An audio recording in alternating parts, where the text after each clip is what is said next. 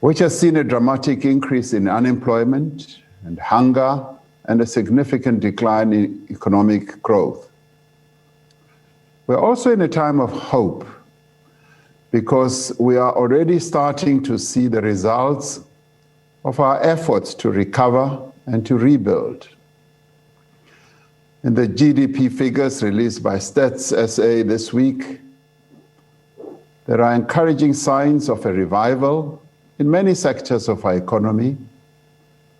And there's also encouraging signs of rising business confidence. We are indeed seeing the green shoots that are emerging after a devastating fire. We're witnessing, as I predicted in the State of the Nation address only a few months ago, the rebirth of our resilient fynbos. The economic impact of the coronavirus pandemic has been severe, not only for South Africa, but for the global economy. As a country, however, our challenges predate the pandemic. We have experienced low economic growth and high levels of unemployment for many years. And this has been due to the structural constraints that hold our economy back. There's no doubt that the prospect of a continued energy shortfall and further load shedding presents a massive risk to our economy. That is why we have identified the achievement of energy security as one of the priority interventions in our economic reconstruction and recovery plan. Our ability to address the energy crisis swiftly and comprehensively will determine the pace of our economic recovery. We know that resolving the energy supply shortfall and reducing the risk of load shedding is our single most important objective in reviving economic growth, because there is no economy that can really grow substantially without energy security. In the past weeks and months, we have made some important progress in addressing the energy crisis under the leadership of the Minister of Mineral Resources and Energy.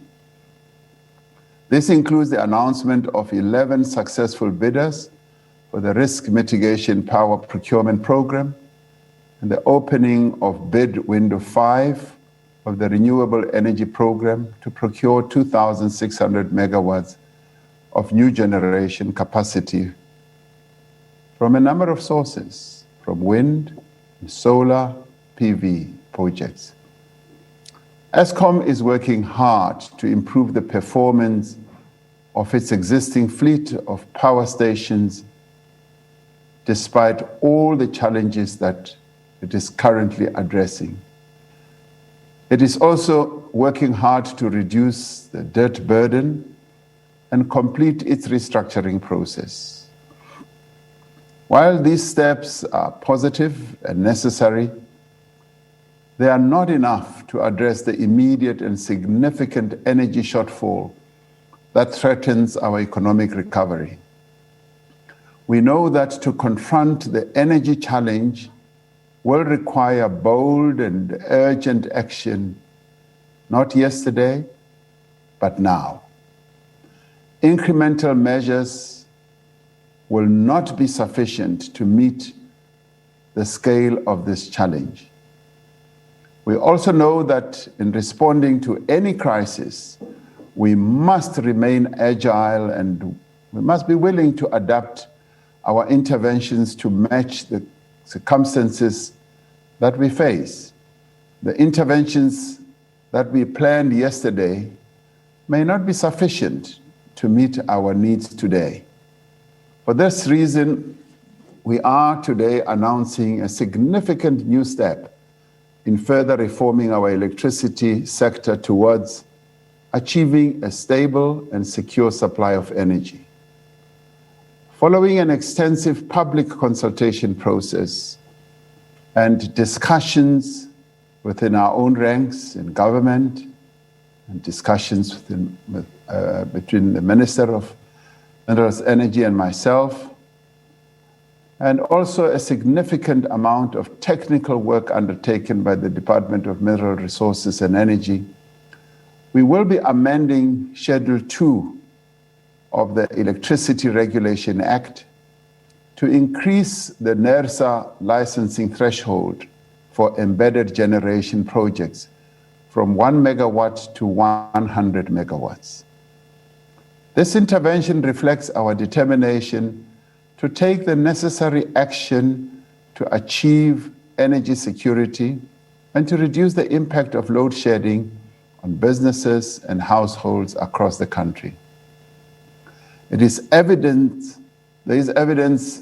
of our intention that we are putting forward today to tackle this economic crisis head-on by implementing major economic reforms that will transform our economy moving forward.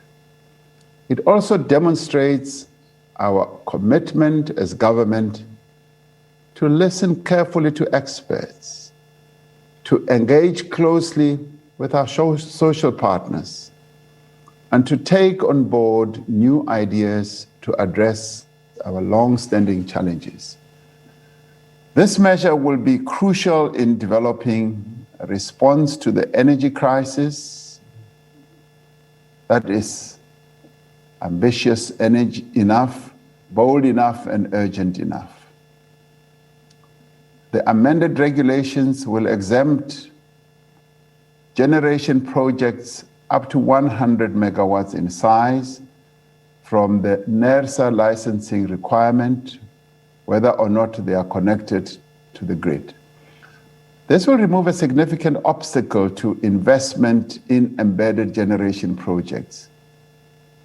Generators will also be allowed to wheel electricity through the transmission grid, subject to wheeling charges and connection agreements with ESCOM and relevant municipalities. However, generation projects will still need to obtain permits, a grid connection permit, to ensure that they meet all the requirements for grid compliance.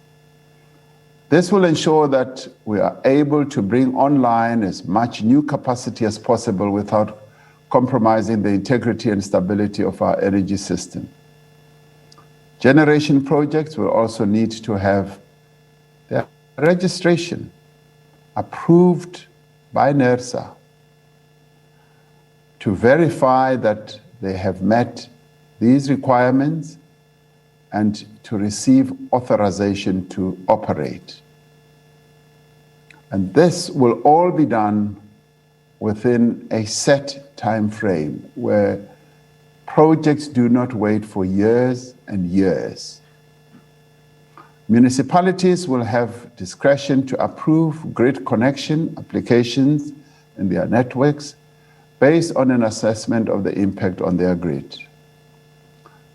They will also have to undertake an environmental impact assessment and all other requirements of existing legislation. This will ensure that while we enable as much new generation capacity as possible to come online, we also will be ensuring the orderly development of the energy system that is regulated, yes, by NERSA and overseen by our Department of Minerals and Energy. This reform is expected to unlock significant investment in new generation capacity in the short and medium term, and it will enable companies to build their own generation facilities to supply their energy needs.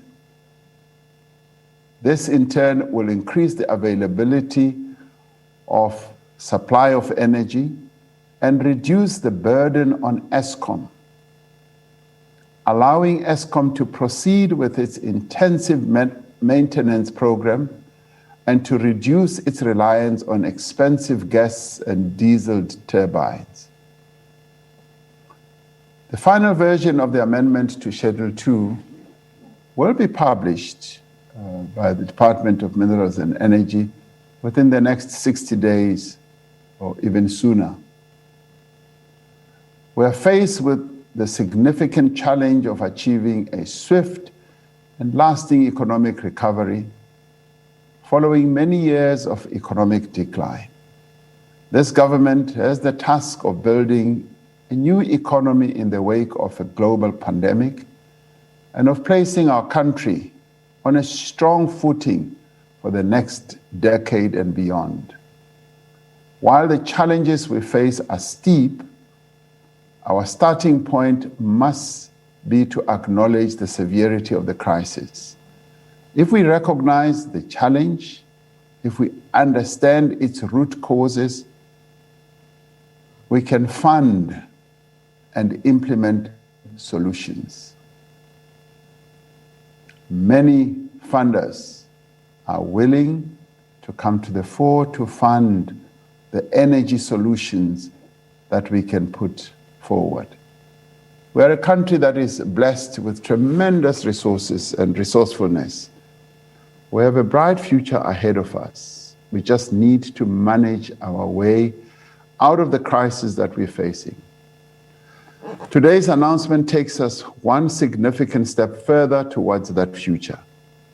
I would like to thank Minister Mantashe and his team for working tirelessly to secure our energy supply and to forge a modern, forward-looking and sustainable energy system for our country. I'd also like to thank the Vulindlela team that operates, guided by the Deputy Minister of Finance and also the officials in my office. I think we've started a number of steps to move forward to the economic recovery that we've been talking about. Many more announcements will be coming forward as we take one step at a time to move towards recovery. Thank you very much, Minister.